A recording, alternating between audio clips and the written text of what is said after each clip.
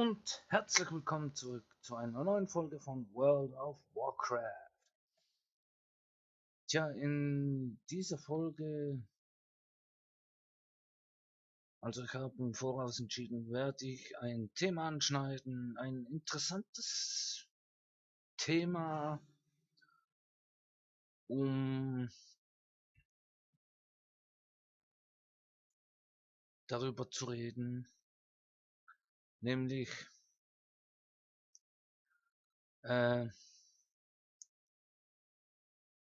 interessante, also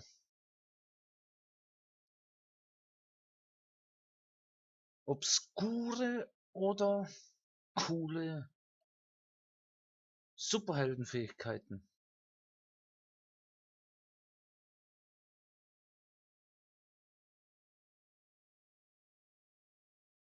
Auf dieses Thema kam ich, weil ich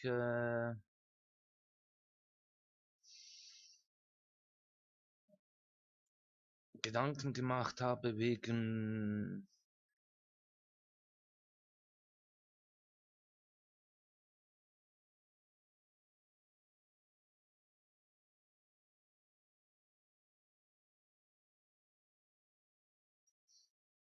musste kurz konzentrieren, um zu gucken, was passiert. Auf die Idee mit diesem Thema kam ich, weil, wie soll ich sagen,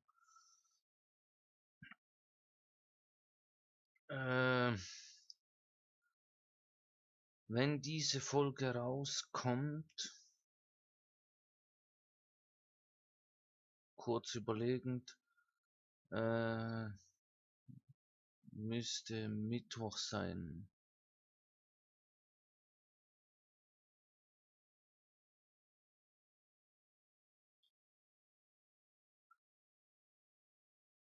Schnell mal nachgucken. Ja, müsste Mittwoch der 27. sein.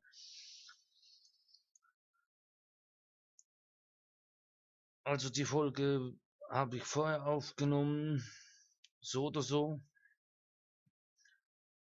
Aber bis dahin ist die Zeit schon verflogen, im Grunde genommen.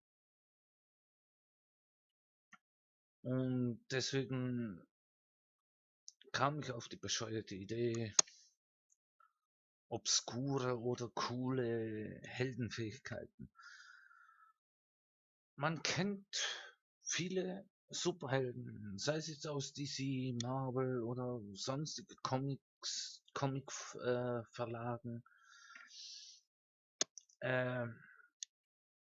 Die Frage ist, was für Fähigkeiten wäre noch interessant, um festzulegen, wo interessant sein könnte, oder einfach irgendwie zum Beispiel obskure Superheldenfähigkeit wie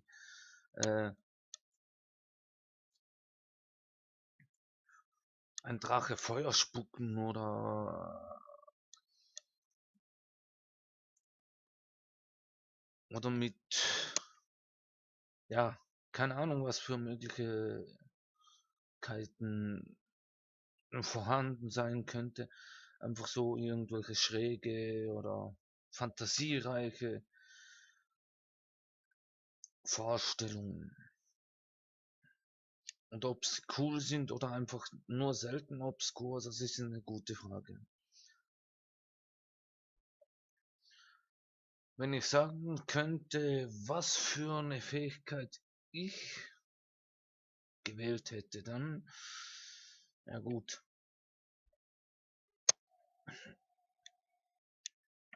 das ist denn so oder so in diesem Zeitpunkt jetzt unnütz, aber trotzdem in gewisser Hinsicht wäre es trotzdem interessant. Also ich kann sagen, es ist ein bisschen obskur, aber es ist auch ein bisschen cool, wenn man die Möglichkeit als Heldenfähigkeit sozusagen Zeitsprünge machen kann. es ist nicht das gleiche wie soll ich sagen, wie Zeitreisen, weil Zeitreisen kann man nach vorne und nach zurück. Bei Zeitsprüngen kann man nur nach vorwärts, nach vorne. Sagen wir mal, man will einen Zeitsprung von 2 Tagen machen. Hat man es gemacht? Okay, easy. Der Vorteil darin ist einfach, man sieht, wie die Zukunft aussieht. Aber kann dafür nicht zurück. Es ist nicht, es gibt einen Held, wo etwa in dieser, nee, glaube, es gibt keinen Held, wo dies möglich ist. Diejenigen, die ich kenne, die sind nur in der Lage, in die Vergangenheit zu reisen.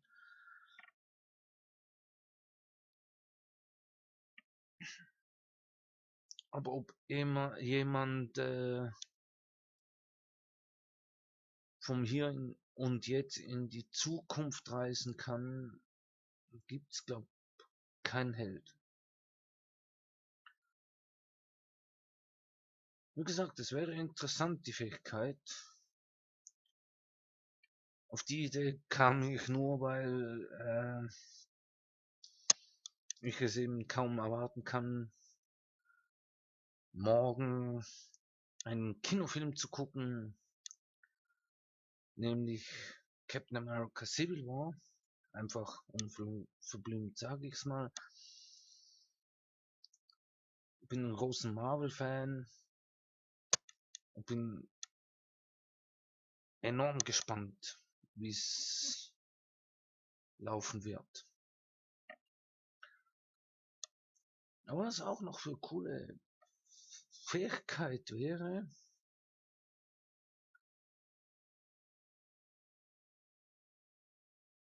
dass man, ich weiß nicht, ob irgendein Held zu sowas fähig ist, in die Zukunft zu sehen. Also von hier und jetzt die Zukunft sehen kann. So etwa ähnlich wie der Film Next, gespielt mit dem Schauspieler Nicolas Cage, der in der Lage ist, mehrere Minuten später dann sogar mehrere Stunden oder sogar Tage in die Zukunft sehen kann, was passiert, und sozusagen wieder zurück in seiner vorigen Zeit, wo das Ganze begonnen hat. Also sozusagen, es gibt mehrere Filme, wo auf diesem Prinzip anspielt, aber als Heldenfähigkeit, ich weiß nicht, ob jemand zu sowas fähig ist, außer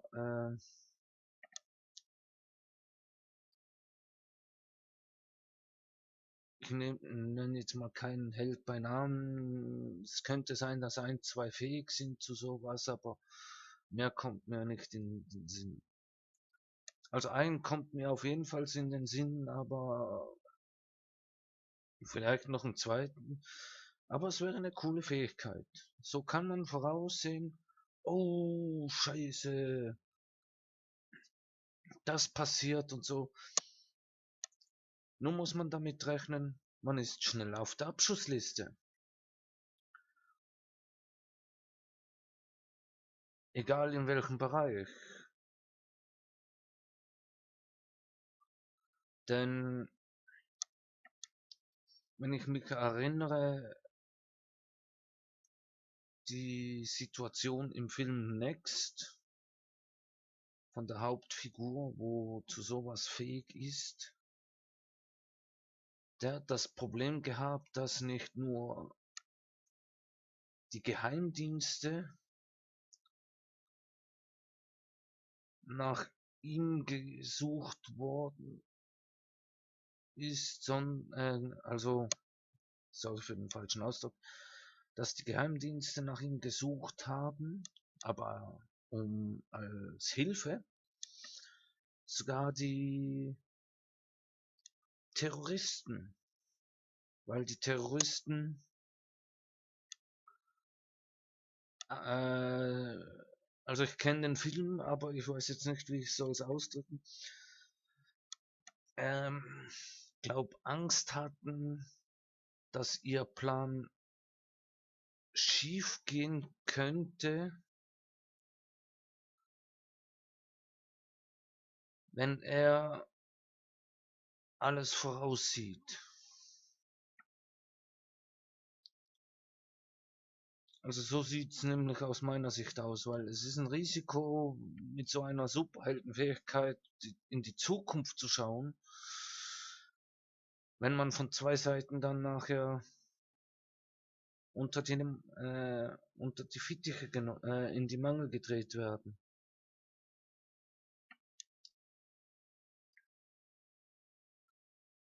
Cool wäre die Fähigkeit schon, aber ich könnte es mir nicht vorstellen, wenn ich jetzt zu sowas fähig wäre, einen ruhigen Schlaf zu haben. Wenn ich wüsste, die Geheimdienste suchen nach mir und um meine Hilfe zu holen und die Terroristen suchen nach mich, um mich zu töten, sozusagen. Aber es ist ja nur reine Fantasievorstellung, wenn man so zu sowas fähig ist, oh je, dann verbuddelt euch. Ihr seid nicht sicher, wenn ihr solche Superheldenfähigkeit hättet.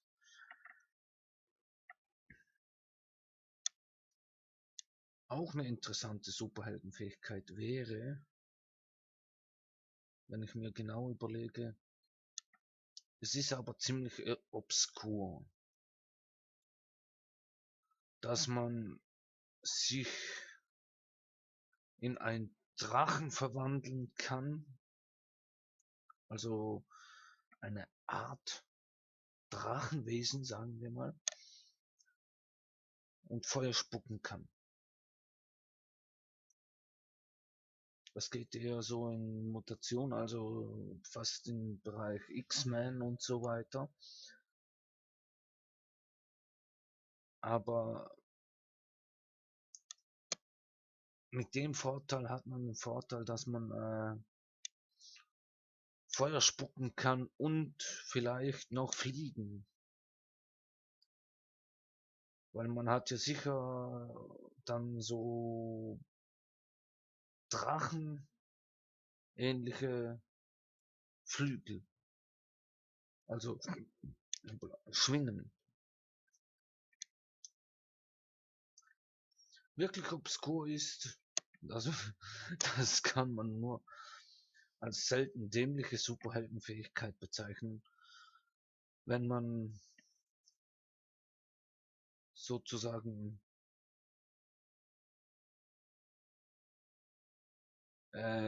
es ist ein bisschen eklig, es auszudrücken. Ich habe da nämlich was im Kopf, aber dass man in der Lage ist, Scheiße aus dem Arsch zu schießen wie Kanonenkugeln. Ist eklig und echt ein wenig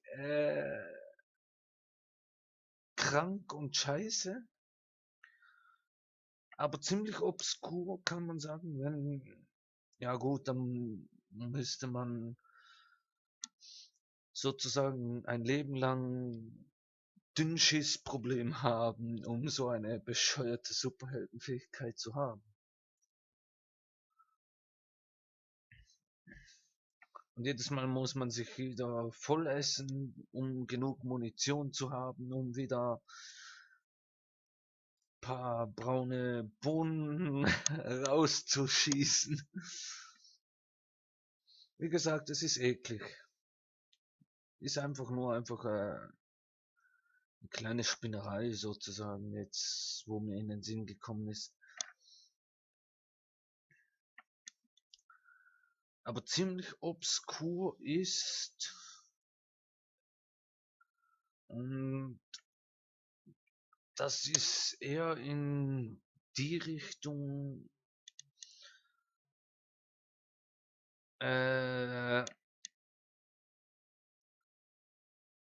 Superheldenfähigkeit, wo mit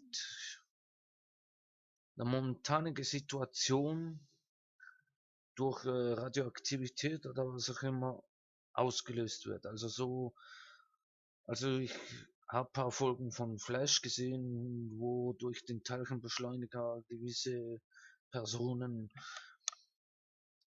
gewisse Fähigkeiten bekommen haben, wie schnell laufen, sich schnell teleportieren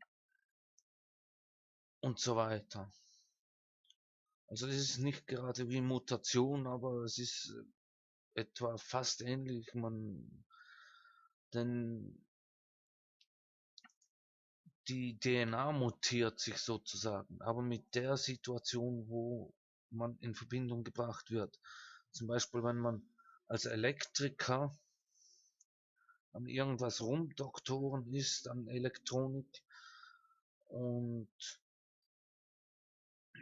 dann von einem Teilchenbeschleuniger erwischt wird, also von der Druckwelle vom Teilchenbeschleuniger erwischt wird, dass man dann in der Lage ist,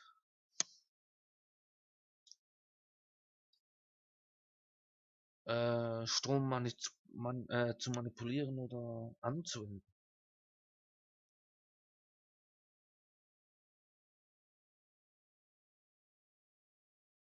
Da wäre nämlich interessant, dass man aus versehentlich während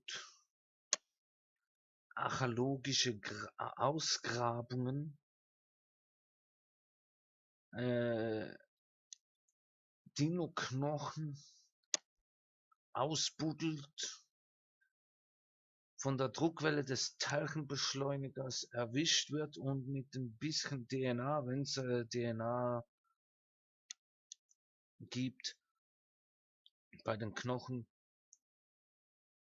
zu einem Dinosaurier verwandeln kann und wieder zurück. Oder vielleicht ist man dann dauerhaft ein Dinosaurier, keine Ahnung.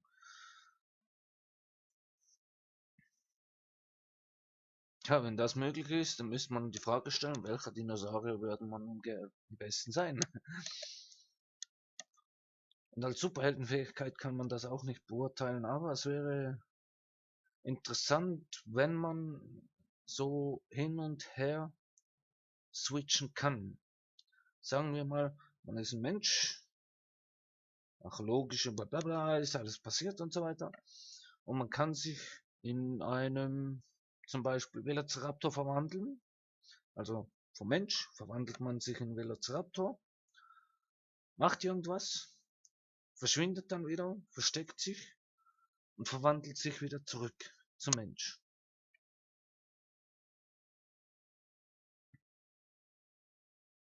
Aber dann wird man wohl eher ein Superschurke sein als ein Superheld, vermute ich mal. Kann da falsch liegen.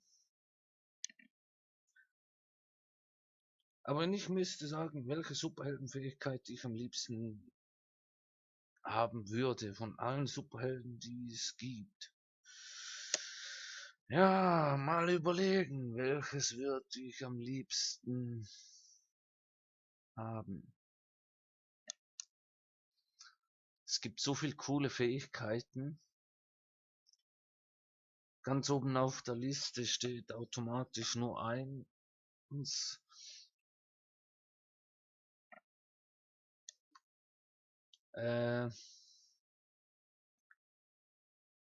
Die Regenerativität wie bei Wolverine. Weil man muss sich's vorstellen.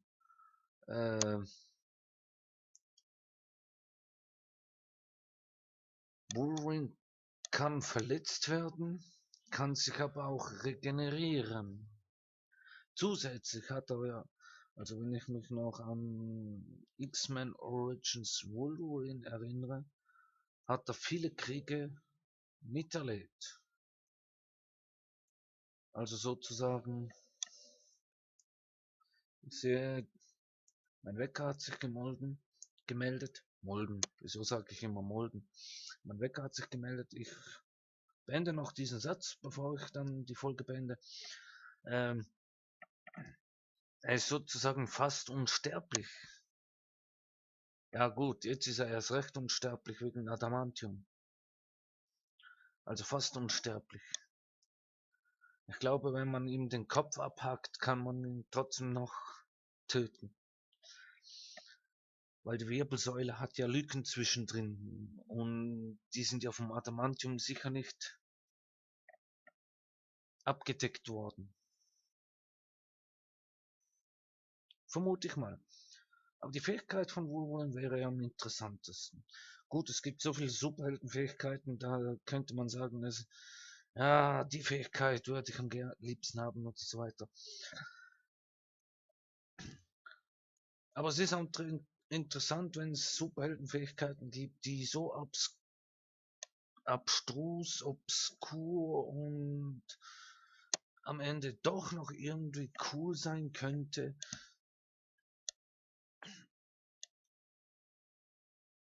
Da könnte man sagen, in die Zukunft zu sehen, wäre die coolste. Wenn irgendein Superheld die überhaupt besitzt, ich weiß es jetzt nicht genau. Mir kommen nur 2, aber die kann man nicht in dieser Kategorie einstufen. So, wir sind ja am Ende der Folge angelangt.